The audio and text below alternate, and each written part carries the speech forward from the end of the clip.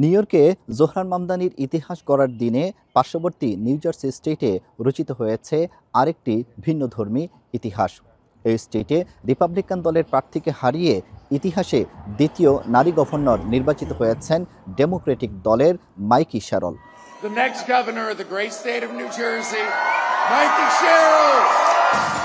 New জার্সিতে নির্বাচনী যুদ্ধ ছিল তীব্র।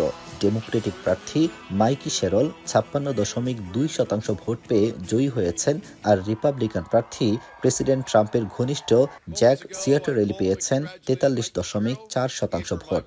শ্যারল শিশু কল্যাণ, স্বাস্থ্যসেবা সম্প্রসারণ এবং শিক্ষার নতুন সংস্কারের প্রতিশ্রুতি দিয়েছেন।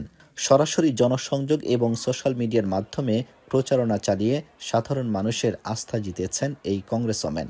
We're going to follow Lady Liberty's beacon. We're not going to give in to our darker impulses.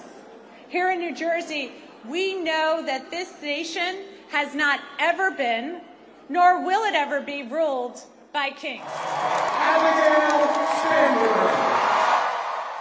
এদিকে ভার্জিনিয়ার নির্বাচনে ডেমোক্রেটিক প্রার্থী এভিগেল স্পেনবার্গার ৫৭.৪% ভোট পেয়ে জয়ী হয়েছেন। সিআইএর সাবেক এই কর্মকর্তা পরাজিত করেছেন ৪২.৪% ভোট পাওয়া রিপাবলিকান প্রার্থী উইনসাম আর্ল সিয়ার্সকে। স্পেনবার্গার এই স্টেটের ইতিহাসে প্রথম নারী গভর্নর। তিনি পরিবেশ, চাকরি সৃষ্টি এবং স্থানীয় ব্যবসার উন্নয়নে কাজ করার প্রতিশ্রুতি দিয়েছেন। সেই সঙ্গে তার নির্বাচনী প্রচারের কেন্দ্রে ছিল শাটডাউনের প্রভাব নিয়ে উদ্বেগ উৎকণ্ঠা দূর করা। I have worked with anyone and everyone, regardless of political party, to deliver results for the people that I serve.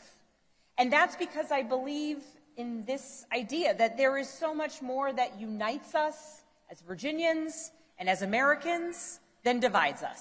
গেলোবার রিপাবলিকানদের কাছে স্টেট গভর্নর পদ হারায় ডেমোক্রেটরা।